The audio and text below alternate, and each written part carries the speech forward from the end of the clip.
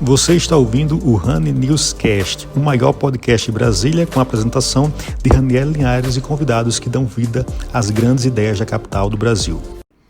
Mestre em Direitos Humanos, MBA em Relações Governamentais, bacharel em Ciência Política. Meu convidado de hoje é Rodrigo Dias, que também é presidente do PSB aqui no Distrito Federal. Inclusive, o PSB tem se destacado aqui no Distrito Federal, com novos quadros, com um pré-candidato forte ao governo do DF. Então, Rodrigo, bom dia. Aliás, boa noite. O nosso primeiro quadro aqui, Arthur, já passa lá para mim, por favor, chama Quem é Você na Fila do Pão. Então, para quem está em casa, para quem está nos ouvindo, fala um pouquinho e se apresente aí para a nossa audiência. Rani, primeiro, boa noite a todas e a todos que estão acompanhando a gente. Boa noite, Rani, parabéns por esse projeto. Agradeço ao convite de estar participando aqui desse importante podcast hoje. Quem sou eu na fila do pão? Acho que essa pergunta eu também me faço.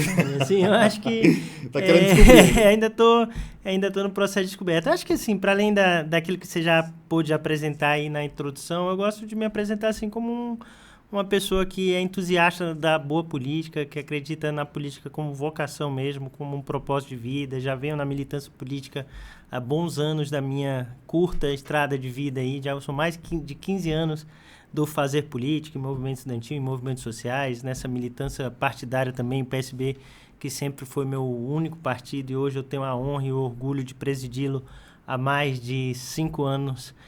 Já sou um amante da corrida de rua, também adoro fazer corrida de rua, gosto também dessa cidade, amo o Distrito Federal, não é a minha cidade, não é a cidade que eu nasci, sou piauiense de nascença, vim aqui muito cedo, com 6 anos de idade, mas além de ter muito orgulho da minha terra de nascimento, mas também amo bastante esse quadradinho, para quem eu tenho muito a agradecer a todas as oportunidades que já me abriu e tenho muito a querer aí ajudar para que esse quadrado ainda seja uma referência aí para todo o nosso país. Certo. O que motivou você a estudar a ciência política?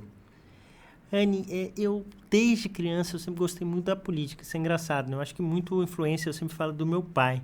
Meu pai foi um militante de movimento estudantil, foi presidente do Diretório Central dos Estudantes da Universidade de Brasília. Isso eu era pequeno, meu pai e minha mãe me tiveram muito jovens, né? Então eu lembro eu pequenininho ali andando pelos corredores da Universidade de Brasília e achava aquela coisa mais fantástica do mundo, meu pai ali na militância, fazendo movimento estudantil. Então, desde muito novo que eu penso na ciência política como uma opção de formação. Eu tomei essa decisão numa dessas palestras de vocação que tinha no ensino médio, né? E eles apresentaram o curso. Quando apresentaram a grade curricular da ciência política, que eu soube que a Universidade de Brasília era uma das poucas, inclusive, que tinha um instituto de ciência política, eu falei, é aqui que eu quero, é aqui que eu me encontro. E quando foi que você decidiu, de fato, entrar efetivamente na política? Você hoje é presidente do PSB. Em que momento você disse, rapaz, eu quero participar e adentrar um pouco mais? Foi no meu primeiro dia de universidade e muito inspirado, como eu já te falei anteriormente, com essa trajetória do meu pai. Então, no meu primeiro dia de universidade, eu já procurei me engajar no movimento estudantil, já disputei a eleição de Diretório Central dos Estudantes ainda no meu primeiro semestre. Desde lá, fui centro acadêmico, fui diretório central dos estudantes, do DCE, tive movimentos, participei de vários movimentos sociais da cidade, Fora Arruda, Santuário Não Se Move, enfim, vários movimentos sociais, assim, articulados no Distrito Federal. E foi quando eu me filiei ao PSB, inclusive, que foi em 2011. Foi quando eu optei pela essa caminhada partidária. Desde então, aqui estou. Você assumiu a presença do PSB em 2020. Qual o maior desafio que você já enfrentou nessa jornada? Sem sombra de dúvidas, o maior desafio para um presidente partidário são as eleições, né? Então, todo esse processo de você conseguir conduzir um partido, né? De formar nominata, de deputado estadual, federal. Tem muito ego para administrar também, não tem não? Muito. Reza a lenda que no meio político os egos são bem inflados. São bem inflados, é verdade. São muitos egos. São muitos interesses. Eu acho que o principal desafio de uma liderança partidária é você saber mediar esses muitos interesses, esses muitos egos, essas muitas vontades e tentar fazer com que isso convirja de alguma forma em um interesse comum. Certo. Qual a conquista do PSB ao longo desses últimos 5 anos que você está à frente que mais orgulha você? Eu tenho uma trajetória curiosa, né? Porque eu comecei no partido, eu tive um marco na minha trajetória que eu expulsei 2 deputados, né, do partido. Não me orgulha isso, mas eram 2 deputados que não tinham nenhum tipo de convergência ideológica, programática com o partido. Eu acho que a maior conquista que eu vejo foi a gente ter construído um partido hoje em que eu olho para a nominata do partido, que eu olhei para os candidatos de 2022 e eu olhava, gente, qualquer um desses que entrar na Câmara Legislativa, eu vou me sentir muito, como cidadão, muito bem representado. Tanto é que elegemos uma deputada distrital que representa muito bem o partido na Câmara Legislativa, que é a deputada Deise, uma defensora da saúde pública, e fomos um partido que conseguimos, com todos os desafios que a gente tem hoje, da cláusula de barreira, o fim de coligações, etc., eleger, e agora a Justiça nos concedeu, de fato, o que já nos era de direito, um deputado federal, que foi o nosso ex-governador Rodrigo Hollenberg. Então, conseguimos conduzir o partido para que o partido saísse um partido expressivo, forte, com uma deputada distrital e um deputado federal, mas mais do que elegê-los, serem pessoas que nos orgulham e que têm identidade com o nosso partido e com nossas bandeiras. Quais valores pessoais guiam essa sua atuação como presidente? Eu acho que um valor que deveria ser preponderante na política, mas que nem sempre é, a ética. Eu acho que a lealdade, o compromisso e o propósito. Eu sempre falo que eu não gosto de esquecer o que me motivou a entrar na política. E, de fato, o que sempre me guiou foi um propósito de acreditar numa sociedade melhor, num Distrito Federal melhor, num Brasil melhor, mais justo, mais inclusivo, com justiça social, com mais direitos e oportunidades para todos. Como é que sua família lida com a sua jornada como político? Porque... Mal, tô brincando. Já lhe deu melhor, assim. Porque uma das características de quem está nesse meio é não ter horário, né? Então, tipo assim, quando você está no meio da política, e principalmente nesse pré-eleição, você não tem muito horário de parar de trabalhar, principalmente, né? Para começar tem, mas para parar é difícil, né? Como é que sua família, como é que você administra isso? Hoje eu tô com uma companheira, né? A gente vive junto, né? E ainda bem que eu escolhi uma mulher que ela tem muita compreensão com isso, que inclusive ela é uma militante política, né? Sim, então ela dentro é mais fácil entender, né? Ela entende. Mas minha família sempre teve um envolvimento, um engajamento político muito, muito grande, assim, e sempre me incentivou, na verdade, assim, a esse meu fazer político. Obviamente que dão aqueles toques, falam não se entrega tanto, cuida da sua vida também, pensa no seu futuro pessoal, etc. Mas sempre me motivaram, incentivaram e foram muito entusiastas também dessa minha trajetória. Certo. Nosso primeiro quadro aqui, Arthur, quem aliás, é por trás da imagem, tem uma fotozinha aqui sua, eu quero que você explique para a nossa audiência. Pode passar, Arthur. Pronto. Nós estamos também no ar no Spotify, então eu quero que você explique para o pessoal que está só ouvindo que imagem é essa e o que ela significa para você. Primeiro, eu sou ruim de encontrar imagens, né? Eu procurei uma imagem, primeiro esse é meu avô, né? Esse que eu estou atrás é meu avô. Eu procurei a imagem, mas eu não encontrei, que era a imagem do meu avô no meu lançamento da minha pré-candidatura. Da minha candidatura a deputado distrital, né? Eu já fui candidato a deputado distrital. E o meu avô sempre foi a minha grande referência política, uma pessoa que me inspirou muito. Meu avô era um político vocacionado, nunca foi um político de mandato, ele foi um juiz, mas que sempre conduziu a gente com muitos valores, assim, o valor da justiça, da empatia, que é o principal valor que ele me trouxe, assim, de enxergar todo mundo de uma forma muito igual. Meu avô tinha uma frase que eu repito para todo mundo na política, é algo que me guia muito, que é: você não deve olhar para ninguém nem com o queixo para cima, nem para o queixo para baixo, mas com o queixo reto. Ou seja, todo mundo é igual. Tem seus valores, tem suas trajetórias e que devem ser respeitados. E para mim foi muito simbólico. Ele teve Parkinson num momento muito sensível da vida dele.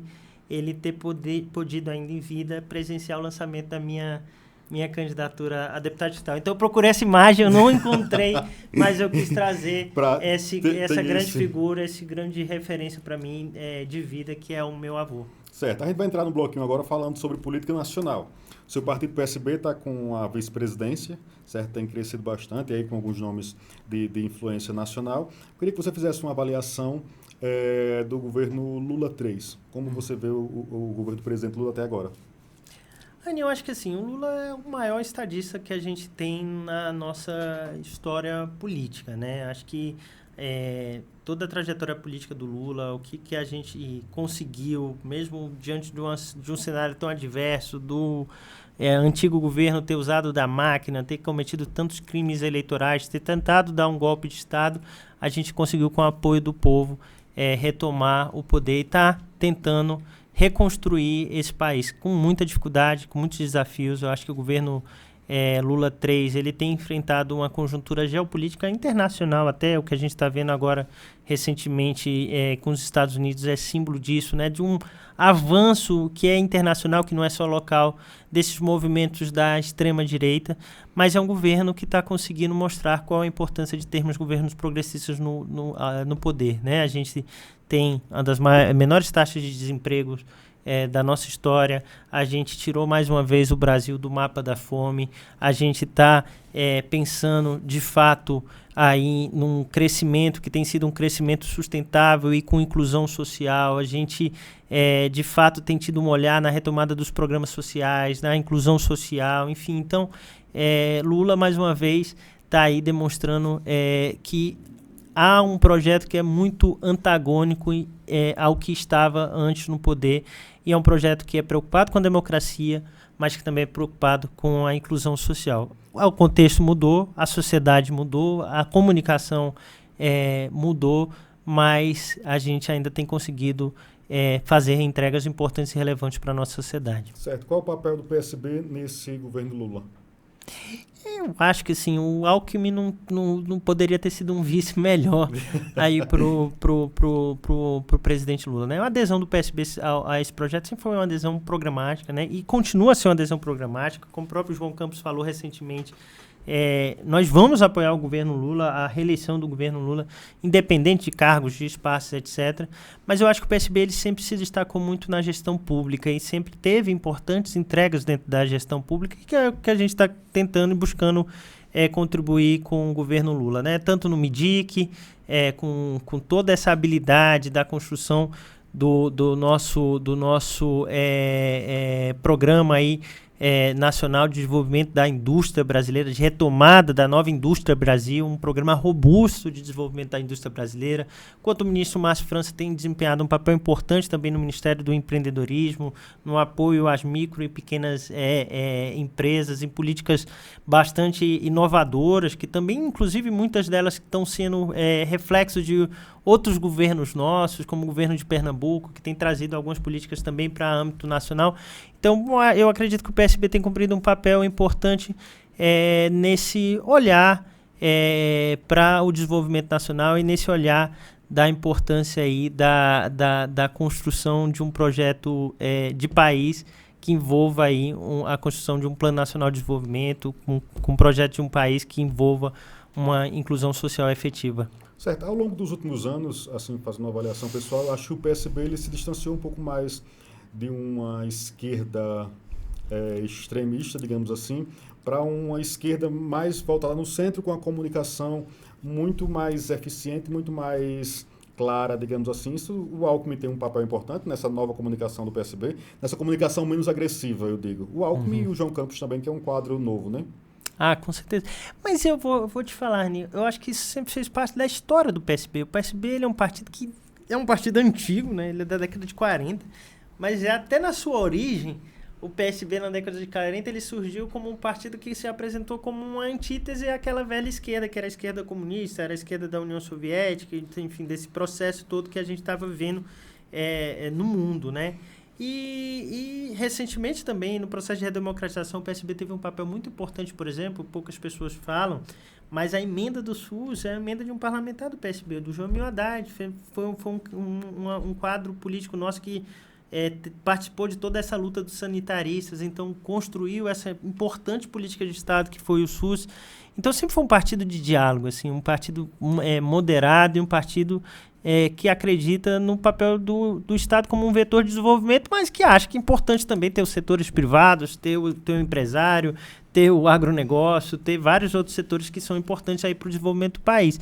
E eu acho que o João e o Alckmin estão demonstrando ser figuras que estão conectadas ao seu tempo, né? Como eu falei, a comunicação mudou, a dinâmica da sociedade mudou, e essas novas lideranças elas estão conseguindo se manter conectadas ao seu tempo e demonstrar uma linguagem da política mais acessível à população, conseguindo comunicar de fato, porque na política não basta o fazer. Você tem que fazer, mas você tem que saber comunicar aquilo que você está fazendo. Então, acho que o grande diferencial deles é que conseguem não só ter a habilidade de fazer, mas também ter a habilidade de se apropriar dos novos meios de comunicação para comunicar aquilo que estão fazendo e que a população entenda, compreenda e defenda. Sim, acho que uma das maiores críticas a esse governo Lula 3, pelo menos até antes do tarifaço do Trump, né, que foi aí, com todos os pontos negativos, foi um ponto positivo para o governo, né, porque assim, pelo o Alckmin também, que se comunica muito bem, então ficou à frente desse processo, mas acabou que o governo conseguiu pautar, né, porque antes, querendo ou não, a direita tem essa habilidade nas redes sociais de conseguir pautar as discussões com Bolsonaro, vai ser preso, não vai ser preso, é inocente, é golpista, então a direita tinha conseguido pautar. Aqui você atribui, pelo menos até nesses 2 primeiros anos do governo Lula, essa dificuldade de comunicação e de pautar temas importantes. Eu digo pautar no sentido de estar à frente e não deixar que tantas notícias que a direita traz se sobressaiam, como nós vimos durante boa parte do governo do presidente Lula. Eu pude falar isso em algumas entrevistas que eu dei recentemente, que eu acho que isso é uma autocrítica que a gente tem que fazer ao nosso campo e temos que ter muita tranquilidade de fazer essa autocrítica. O nosso campo, de maneira geral, ele tá envelhecido, ele tá antiquado e ele tá burocratizado, né? Então, assim, muitas das nossas lideranças, eles se Faltou uma digitalização? Eu acho que sim, falta. E esse processo da digitalização, ele parte também do processo de oxigenação, porque eu comentava contigo aqui antes da gente começar a entrevista, são gerações diferentes, a gente tem que entender, isso faz parte, não estou negando uma geração ou achando que uma é melhor do que a outra, mas as novas gerações, elas são gerações que nasceram nesse mundo digital, que sabem usar esse instrumento digital porque são natas nesse universo digital. Que ainda sou jovem, mas não sou tão jovem assim, já não sou nato, e as outras menos ainda. Então, assim, o processo da gente digitalizar também faz parte de um processo dos partidos precisarem se oxigenar e dar espaço para as novas lideranças se fazerem presentes, ativas e partícipes. A extrema-direita faz isso e tem feito isso muito melhor que a esquerda. É só você ver o número de quadros jovens da extrema-direita e você vê o número de quadros jovens do nosso campo. Então, é um processo de autocrítica mesmo. Isso é autocrítica que eu falo, inclusive, aos partidos. Agora, interessante que o PSB ele tem liderado, no campo da esquerda, ele tem liderado essa oxigenação, né? Ainda, o PT ainda tem uma certa dificuldade. A gente viu agora, aqui recentemente no DF, tem um presidente mais jovem que está também com essa proposta, acho que até essa autocrítica também de tentar oxigenar, de tentar trazer novos quadros, mas o PSB já vem nessa perspectiva. Outra coisa que eu estava falando aqui numa outra entrevista, durante muito tempo, só a esquerda ela conseguia mobilizar as pessoas, né? Ela conseguia colocar a gente na rua, ela conseguia que o pessoal fosse lá sem ganhar nada, apenas para segurar a bandeira, como de fato, e a direita assumiu muito esse papel. A gente vê as manifestações aqui do Bolsonaro, 10 horas da manhã ali em frente o Banco Central, sol quente, mas tem muita gente lá ainda nessa mobilização. Acho que a esquerda tem que retomar também conseguir colocar a gente na rua novamente, que é inclusive uma crítica que sempre é feita na mídia, né? A dificuldade que a esquerda tem de colocar a gente na rua como a direita consegue. Rani, mas a gente perdeu nossas utopias. O que bota a gente na rua, na extrema-direita, por mais que a gente possa discordar em absolutamente tudo, mas é que eles têm as utopias deles. Eles têm um projeto de sociedade deles. Qual é o projeto de sociedade da esquerda hoje? O projeto de sociedade da esquerda hoje virou a defesa da democracia. Mas que democracia? Assim, eu defendo a democracia. Obviamente que eu vou defender a democracia, mas a gente tem que qualificar esse debate sobre defesa da democracia. Eu falo que eu comecei na política no movimento estudantil. Quando eu comecei no movimento estudantil, a gente estava no projeto do governo, era o governo Lula ainda, finalizando o governo Lula para o governo Dilma. A gente estava com o Reúne, que era o processo de expansão das vagas da universidade, com o ProUni, com o FIES. Eu lembro que os debates do movimento estudantil eram: a gente precisa garantir o acesso livre às universidades. E isso era uma utopia. Obviamente a gente sabia que era um sonho, mas era o que motivava a gente se organizar, mobilizar e ir às ruas. Quais são as utopias da esquerda hoje? Quais são os sonhos da esquerda hoje? E se a gente não tem nossos sonhos explícitos, a sociedade não vai saber quais são os nossos sonhos e a gente não vai conseguir mobilizar pessoas para irem para a rua. A gente tem que deixar de ser reativo e ser propositivo. Vender num bom sentido para a sociedade, qual é o nosso ideal de sociedade, qual é o nosso vir a ser. Isso que faz as pessoas se mobilizarem, se organizarem e irem para as ruas, que é o que a extrema-direita faz com a pauta que a gente não concorda, mas que faz isso. Vem de um sonho, um ideal da sociedade deles. A gente tem que voltar a discutir qual é esse nosso sonho, qual é essa nossa utopia, que isso vai fazer com que a gente retome as ruas. Certo. Em termos de eleições nacionais 2026, você acredita na possibilidade de reeleição do presidente Lula? Um Lula 4 aí, veremos? Não só acredito, como sou convicto que teremos um Lula 4. Apostaria. Apostaria no Lula 4. Eu acho que, assim, por toda a tentativa que eles têm feito, mesmo com todo esse cenário geopolítico controverso que a gente tem vivido, o que a gente está vendo, assim, de uma maneira mais ampla... Óbvio, a gente vai manter uma sociedade polarizada, não vai ser uma eleição fácil, vai ser uma eleição que vai ser ganha no detalhe, como foi na passada, de 1 milhão e poucos mil votos. Mas eu acho que ainda hoje a gente ainda consegue construir essa maioria na sociedade. Não mudou muito o cenário da eleição de 22 para o de agora. Se o presidente Lula eventualmente não quiser ser candidato, o Alckmin seria um bom nome? Eu acredito que sim, com certeza o Alckmin seria um excelente nome. Eu acho pouco provável que o Lula não seja candidato, a não ser que alguma questão de saúde mesmo, de condições físicas. Mas, sem sombra de dúvidas, se o Lula não fosse candidato, hoje o melhor nome que a gente tinha no nosso país era o do vice-presidente Alckmin. Sim. Bora lá. Vamos entrar um pouquinho agora no cenário distrital. Vamos certo? Nós temos aqui o governador Ibanez, terminando o segundo mandato, né? Foi reeleito, com todas as críticas que se fazem a ele conseguiu uma reeleição e também está figurando aí como um potencial candidato a pegar uma das vagas no Senado. Teremos 2 nas eleições do ano que vem. Como você avalia a gestão Ibanez à frente do GDF? Tem algo pior que péssimo. Eu acho que assim, o Ibanez teve uma reeleição fácil, temos que falar que foi fácil, porque ganhou no primeiro turno, muito também por culpa nossa, porque não tinha uma oposição articulada no Distrito Federal. Porque ele conseguiu, inclusive, nesse modus operandi coronelista que ele tem, de dar uma rasteira em boa parte dos seus adversários. Regufe sofreu isso com o Ibanez, né? Então, assim, a falta de oposição fez com que ele fosse reeleito, né? E o contexto, obviamente, econômico, etc., da cidade, que estava um pouco melhor do que quando foi nas nossas gestões. Mas o que a gente tem visto do governo Ibanez, Rani, hoje o Distrito Federal é um dos governos mais corruptos do Brasil. Eu vou dizer mais, é o mais corrupto, não é um dos mais, é o mais corrupto. Todo lugar que você vê corrupção. Você vê corrupção com o IGES, você vê corrupção com o BRB, essa compra absurda que está tentando ser feita do Banco Master, e quanto mais você investiga, mais você vê corrupção. Você vê corrupção na venda de acesso ao benefício do CRAS, a fila do CRAS, as pessoas estão vendendo acesso à fila do CRAS. Você vê corrupção na Nova Cap, então assim, e você não vê melhorias nas políticas sociais, é um governo só de grandes obras, mas que você não vê melhoria nas políticas sociais. Olha a educação como é que tá, o que não foi a greve dos professores. O Maranhão, que é uma unidade da federação com muito menos recursos que o Distrito Federal, conseguiu implementar o maior piso salarial dos professores. O Distrito Federal, que tem mais do que o triplo de investimento público para a educação, não consegue.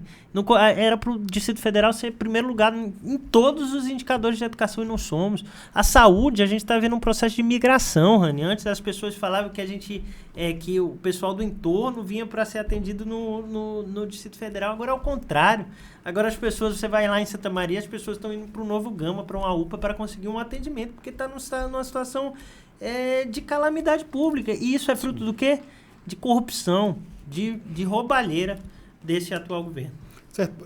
Você está falando sobre atendimento das pessoas que vão para o entorno, né? Uma das principais, talvez o segmento mais criticado durante a gestão Ibanez é a questão da saúde, né? Nós tivemos também, ao longo dos últimos anos também, governadores do PSB. Essa crítica da saúde do GDF, ela vem de muito tempo, não é de hoje. Qual a dificuldade dos governos de resolver o problema da saúde no GDF? A saúde pública, em geral, ela tem um desafio que enfim, é um desafio que envolve, obviamente, a questão orçamentária, né, a demanda é muito grande pela saúde pública, mas eu acho que tem, fundamentalmente, um desafio estrutural no Distrito Federal que a gente tentou avançar. O Distrito Federal, por exemplo, era uma das unidades da federação com a menor cobertura de atenção primária. A atenção primária é fundamental. A gente, no nosso governo do Rodrigo, por exemplo, a gente aumentou, era 20% a cobertura de atenção primária no Distrito Federal. A gente aumentou de 20% para mais de 60% de atenção primária. Se a gente tivesse continuado nessa pegada, hoje provavelmente a gente teria uma cobertura de 100% de atenção primária. E a atenção primária é quem desafoga a atenção secundária, é quem desafoga... Eu acredito que é o problema daqui. Oi? Acredito que o problema do DF ainda é essa grande dificuldade que tem na atenção primária, que acaba aí já sufocando a média complexidade e assim vai subindo, né? Porque só vai piorando. Exatamente, falta esse olhar estratégico. Por quê? A Rani aí também tem um olhar imediatista na saúde, né? A saúde não é algo que se resolve em 4 anos. Qualquer governo que vier falar que vai resolver a saúde em 4 anos vai estar mentindo. Pode melhorar, obviamente, tem formas de melhorar, etc. Esse processo, por exemplo, do IGES, o problema do governo libanês é que ele implementou isso com muita corrupção. Porque tem uma coisa na saúde que precisa ser melhorada, por exemplo, os processos, por exemplo, de aquisição de insumos. Isso precisa ser... Hoje a lei de licitações ela não consegue ser tão ágil nesse processo. Sim. Então, assim, você tem hospital que falta medicamento, aí como é que você vai fazer? Aí muitas vezes você tem que fazer um contrato emergencial. Você tem um processo que é a contratação de profissionais, que você tem que ter uma agilidade maior nesse processo de contratação de profissionais também, que a legislação... Que tem uma rotatividade grande também, né? Muito grande. Você tem uma necessidade de escalas que são diferenciadas entre os profissionais. Você tem, enfim, você tem um desafio da falta de profissionais, inclusive, também, que você tem que ter mais concurso público, você tem que convocar mais profissionais para a rede. Então, assim, e você tem um desafio da atenção primária, que o efeito, o efeito mesmo da expansão da atenção primária, na percepção da população, não é tão imediato. Assim, porque uma coisa é a melhoria da saúde, outra coisa é que nem segurança pública. Que a gente fala muito da segurança pública, né? Melhorou a segurança pública, mas não melhorou a percepção sobre a insegurança. A saúde é a mesma coisa. Às vezes você aumentou a atenção primária, mas até a população sentir isso, de fato, o impacto na vida dela, isso demora. Isso tem uma caminhada que não é simples, né? Enfim, então... São vários, são múltiplos aí os desafios que a gente enfrenta na saúde pública, mas tínhamos condições de ter avançado mais, principalmente no Distrito Federal. O desafio orçamentário, eu falo, que é nacional. Sim. Mas mesmo dentro do desafio orçamentário nacional, o Distrito Federal ainda é uma unidade da federação muito privilegiada. Sim, se comparar com alguns estados do Nordeste, por exemplo. Era para ser o modelo nacional, mesmo com déficits, etc., era para ser a melhor saúde pública do Brasil e não é. Não é. Vamos agora, Arthur, por favor, verdade ou mentira? Eu vou fazer um comentário aqui, você vai me dizer se é verdade ou mentira. Bora lá. Primeiro, Brasília valoriza suficiente a cultura local? Mentira. O PSB já tem estratégia definida para 2026? Verdade. A política cultural no DF está em alta? Mentira. Brasília poderia ser referência nacional em inclusão social? Verdade. Você já se recusou a disputar um cargo majoritário? Verdade. Não, mentira. Nunca recusei porque eu nunca fui chamado a disputar, perdão. O PSB é o partido mais unido do campo progressista no DF? Verdade. Você é o presidente, você que tem... Com todo respeito aos demais. O governo libanês investe adequadamente em políticas sociais? Mentira. O DF é um exemplo de transparência na gestão pública? Mentira imensa. Capelli é o nome mais competitivo para enfrentar Ibanez? Com toda certeza, verdade. Leandro Graz terá um papel central nas eleições de 2026? Verdade. O PSB está mais forte hoje do que em 2022? Verdade. A oposição do DF está fragmentada demais para vencer as eleições de 2026? Mentira. Vamos estar unidos. Juntos e misturados? Juntos e misturados. Então é isso. Vamos entrar nesse bloco da preparação para as eleições de 2026. Perfeito. O PSB já tem um pré-candidato. Rodrigo Capelli tem rodado aí todas as regiões administrativas, tem pontuado bem nas últimas pesquisas. Como o PSB tem se preparado para essas eleições de 2026, principalmente no que diz respeito à pré-candidatura de Capelli? Eu acho que tem dois movimentos fundamentais, né? Um movimento que é até o que você comenta, que é da gente dialogar com a população do Distrito Federal de uma maneira geral, então de circular a cidade, de entender as realidades, de chamar essas pessoas para debater qual é o projeto do Distrito Federal que a gente quer, então, e principalmente escutar, porque eu acho que as pessoas estão carentes hoje de serem ouvidas. Eu acho que esse é um movimento importante, de fato de buscar esse apoio, essa base popular, que é o que a gente tem feito, que o Capelli tem feito muito bem. E eu acho que o segundo movimento é um movimento mais de articulação política, que é de dialogar com as forças políticas. Ontem mesmo tivemos um café da manhã com o pessoal do PSOL, temos dialogado com todas as forças do campo, com outros partidos políticos que não necessariamente são do campo, mas que também se apresentam como oposição a esse governo, para buscar construir uma ampla frente de convergência, de oposição a esse governo. Então, acho que são basicamente esses dois movimentos que estão acontecendo de forma simultânea e coordenada na perspectiva da gente construir um projeto vitorioso para 2026. Certo. Ontem eu entrevistei mais um pré-candidato do campo progressista, o ex-deputado e atual presidente do IBRAM, Leandro Graz. Ele também se coloca como pré-candidato ao governo do Distrito Federal. Né? Então, são duas candidaturas aí dos dois partidos que estão aí no âmbito nacional, com a presidência e vice-presidência, respectivamente. A esquerda e o campo progressista caminhando separado é muito pouco provável, né, com todo respeito às legendas, que consiga aqui no DF ter êxito, porque você vai dividir os votos, enquanto a direita, ao que tudo indica, vai estar unida. Existe uma possibilidade de convergência entre PSB, principalmente PSB e PT, que estão aí com duas possíveis cabeças de chapa, digamos assim? Eu queria só te fazer uma discordância de ti numa afirmação. Eu não acho que a direita vai estar unida. Eu acho que eles não estão... Inclusive, tem muita briga do lado de lá, que muita situação ainda vai... Muita novidade ainda vai acontecer na política do Distrito Federal. Existe uma possibilidade. O Fred Linhares saindo aí daria uma embolada também no campo centro-direita. Mas... Eu não confio que o bolsonarismo e nem Bolsonaro confiam em Ibanez. Eu acho que ninguém confia em Ibanez. Então, acho que assim, ainda existe uma perspectiva do Ibanez ficar numa situação um pouco complicada. E na tentativa de unir ou de conseguir o apoio do bolsonarismo e do Bolsonaro para ele aqui. Até uma fofoca aí, com base no que o Rodrigo está falando, na última manifestação que eu fui cobrir, a manifestação lá pedindo liberdade do Bolsonaro e tal, a Bia Kicis, que é deputada federal aqui pelo DF, ela foi anunciada lá no Carro de Som como pré-candidata a senadora. E a Bia Kicis, saindo como pré-candidata a senadora, ela coloca o governador Ibanez numa situação complicada, porque é muito complicado. Então, acho que é basicamente isso que você quer dizer, né? Existe ainda, quando eu falei união, eles estão juntos, é o famoso junto, mas nem tanto, né? Junto, mas tem Michele, tem Bia Kicis, tem Sebastião Coelho, que também atrapalha Ibanez, enfim, tem várias figuras aí que acho que não deixam a situação do governador muito confortável. Mas, enfim, isso é um problema para eles resolverem.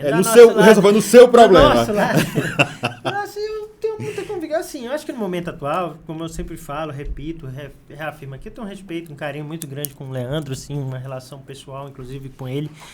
Não acho que a gente fala nada que a gente fala publicamente, é questão pessoal, são questões políticas. E eu tenho muita convicção de que a gente vai conseguir uma unidade do nosso campo político. A gente tem trabalhado muito para isso. Eu, inclusive, tive já conversas com o atual presidente do PT, o recém-eleito Guilherme Sigmaringa. São sempre conversas nesse sentido, da gente buscar uma convergência. Óbvio que é o momento, é legítimo. São dois partidos, são os dois partidos que governaram o Distrito Federal do nosso campo, tanto o PT como o PSB. É muito legítimo que esses partidos apresentem suas candidaturas ao governo, enfim. Mas eu acho que a gente está no momento de maturidade institucional desses partidos, de diálogo, inclusive nacional, que é um momento de convergência muito mais do que de divisão. Então, tenho muita convicção que a gente vai conseguir unir o nosso campo nessa eleição de 26. Unido o campo progressista em 2026, sem chance de levar o governo do DF? Eu sou convicto que temos chance. Eu acho que, assim, primeiro que eu vejo que o lado de lá não está tão unido assim. Eu acho que tem muita coisa que vai acontecer do lado de lá e tem muito escândalo que ainda pode ser aí e vir a público do lado de lá. Tem muita caixa de Pandora aí e caixas muito mais robustas do que a caixa de Pandora que podem fragilizar muito o projeto de lá. E eu acho que a população do Distrito Federal, ela clama por mudança hoje. Acho que esse projeto que está aí, ele é um projeto que está desgastado. A própria pré-candidata dele, Celina Leão, é uma pré-candidata que carrega um histórico, um pretérito aí que também é muito conhecido na cidade. Aí a gente lembra de Operação Draco, lembra de outras situações que a pré-candidata já teve aí no seu currículo. E eu acho que a gente consegue mostrar para a população que existe alternativa e que a alternativa melhor é a alternativa desse nosso campo político. Certo. O Capela é pré-candidato. Rodrigo Dias, como vai estar em 2026? Com mais cabelos brancos. Disso eu não tenho dúvida.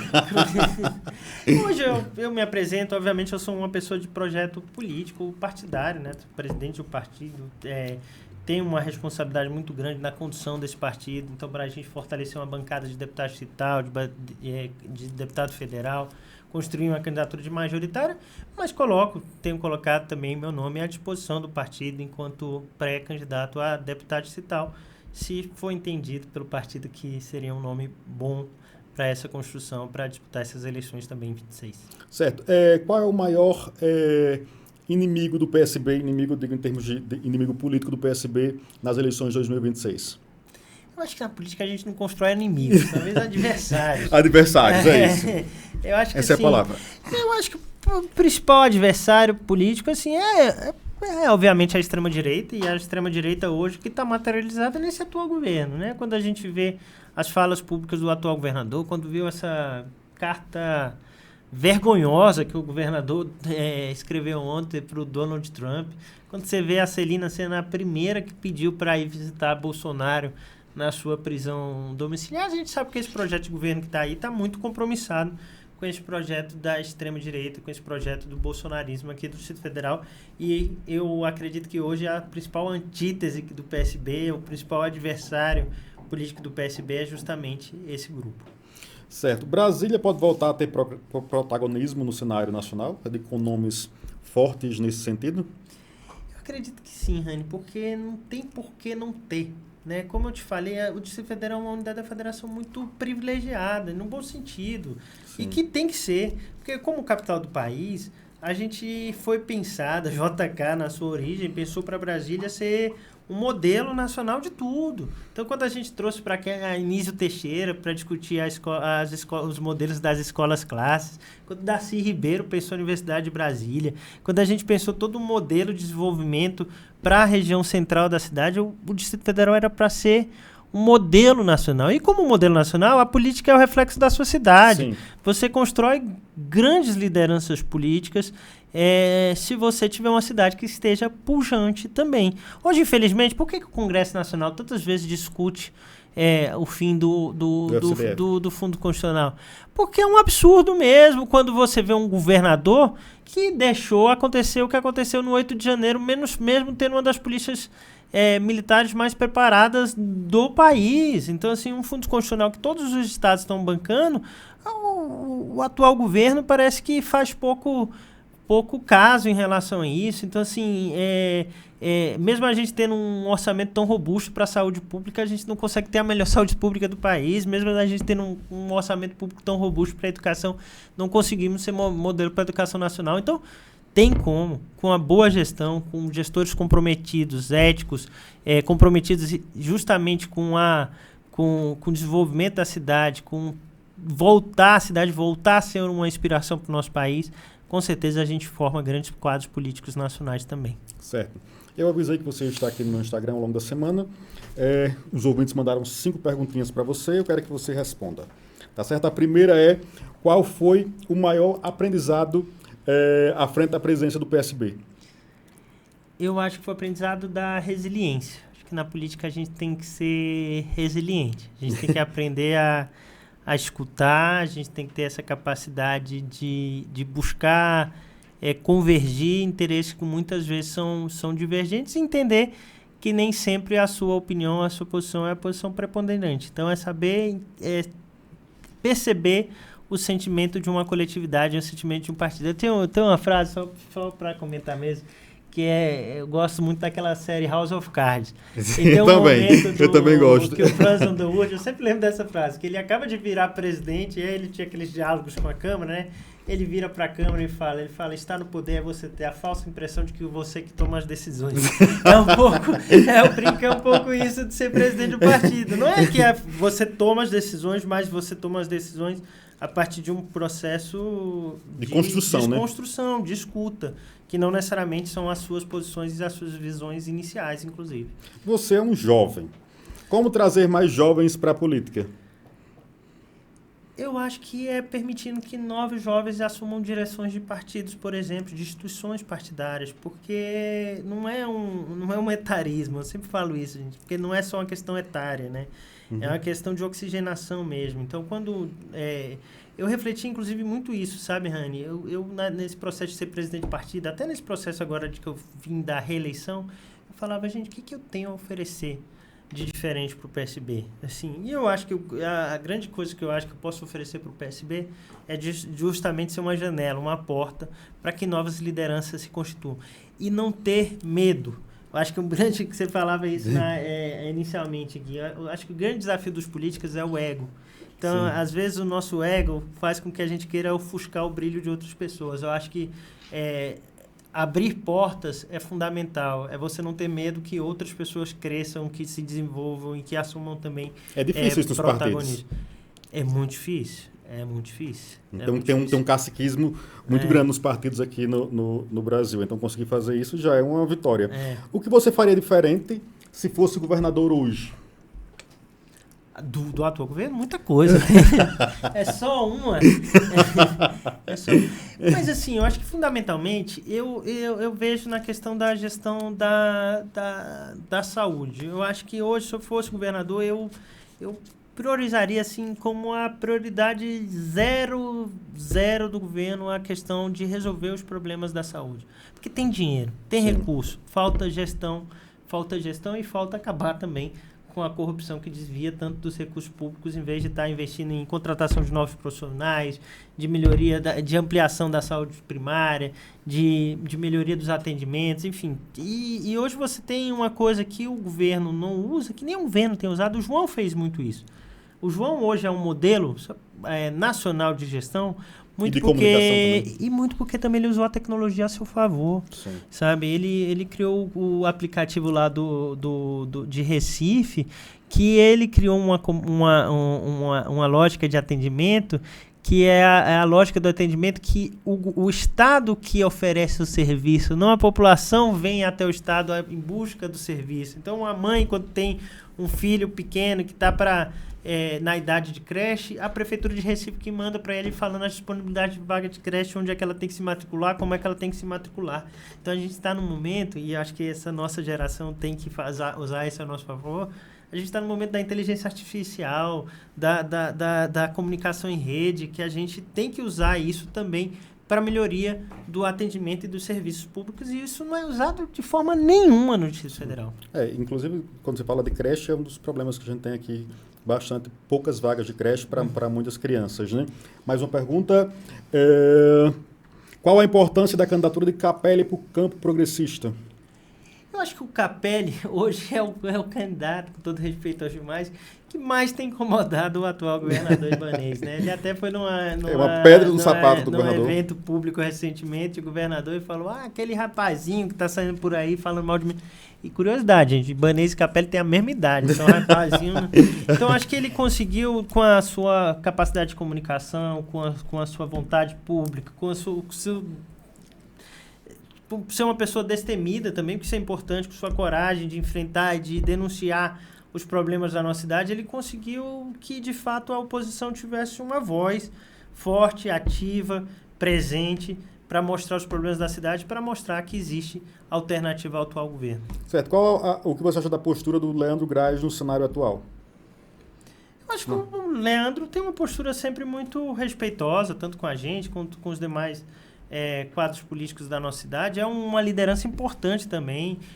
Quando a gente ressalta a nossa liderança, a gente não quer minorizar as demais. Assim, eu acho que o Leandro cumpriu um papel importante na eleição de 2022, foi o nosso candidato ao governo numa situação muito desafiadora, que a gente vivia de país e do Distrito Federal.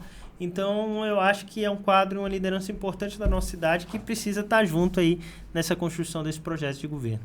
E a última pergunta aqui do ouvinte: como unir forças com outros partidos de esquerda no DF? É o que a gente tem discutido. Ontem, por exemplo, como eu te citei, eu tive num café da manhã com o Fábio Félix, que foi o deputado distrital mais votado da história do Distrito Federal. Uma das coisas que a gente falou, por exemplo, é que o PSB tem proposto ações, por exemplo, na justiça contra o atual governo, tem feito campanhas, assim como o PSOL também tem feito, e da gente buscar, na verdade, cada vez mais fazer isso de uma forma conjunta. Essa semana mesmo, na sexta-feira, eu estou falando do PSOL. Agora, na sexta-feira, por exemplo, a gente vai apresentar uma DPF, com a ação de descumprimento de preceitos fundamentais no Supremo Tribunal Federal em relação aos superendividamentos que o BRB está gerando nos servidores públicos, e vai ser em conjunto com o PSB, né? Ou com o PCdoB, perdão, essa ação específica, né? Então, acho que a unidade é um termo até de uns grupos mais de esquerda, de extrema esquerda, que é a ideia da unidade na luta, mas isso é verdade. A gente constrói as nossas unidades, as nossas convergências na luta cotidiana, nas lutas pelas bandeiras, pelas principais pautas da cidade. Uma, por exemplo, só para citar mais um exemplo, foi a privatização da rodoviária do Plano. Lá atrás, os partidos se uniram contra essa privatização e em determinado momento conseguiram conter. Depois de Ibanez avançou, mas assim, foi essa unidade, esse diálogo entre o campo, entre o campo político, que permite com que a gente não permita retrocessos e que a gente busque avanço, porque unidos somos muito mais fortes. Sim. Agora a gente vai para o nosso último quadro, que é o bate-bola rápido, tá certo? Vou fazer algumas perguntinhas aqui e você vai dizer bem rápido. Podem pensar. Esse. Um político que você respeita. Rodrigo Hollenberg. Um adversário político difícil. Arruda. Uma lei que você gostaria de criar. A lei do passe livre e restrito. Certo. Um erro que Brasília não pode repetir. Um erro que Brasília não pode repetir: eleger mais alguém do grupo do Ibanez. Ibanez em uma palavra. Corrupto. O maior problema do DF hoje. Saúde. O maior acerto como presidente do PSB. O maior acerto como presidente do PSB, construir um partido alinhado com as bandeiras do partido. Cultura é prioridade ou é luxo? Prioridade. Uma música que representa a sua trajetória. Andar com fé eu vou. Gilberto Gil. A fé não costuma falhar. Uma frase que te guia na política. Eu acho que é isso. A política a gente tem que guiar nossos passos com um propósito. Acho que mais do que uma frase é uma palavra: propósito. Certo. Agora a gente vai para o nosso último quadro, encerrando o Venda Seu Peixe.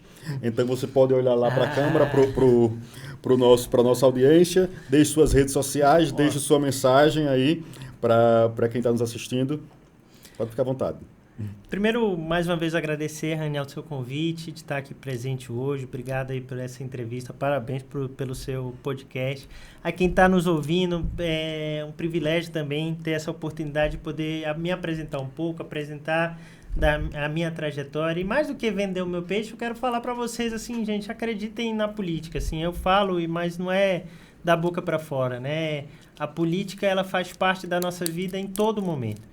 E se a gente não ocupa a política, alguém vai ocupar no nosso lugar, e normalmente não é aquela pessoa que a gente acredita que tem os melhores valores. Então, participe da política, contribua com a política, também busque essa mudança que a sociedade tanto precisa e almeja. Então, meu nome é Rodrigo Dias, minhas redes sociais são Rodrigo Dias BSB, todas elas são a mesma coisa, e qualquer coisa, estamos aí lutando pelo Distrito Federal e por um Brasil melhor para todas e todos.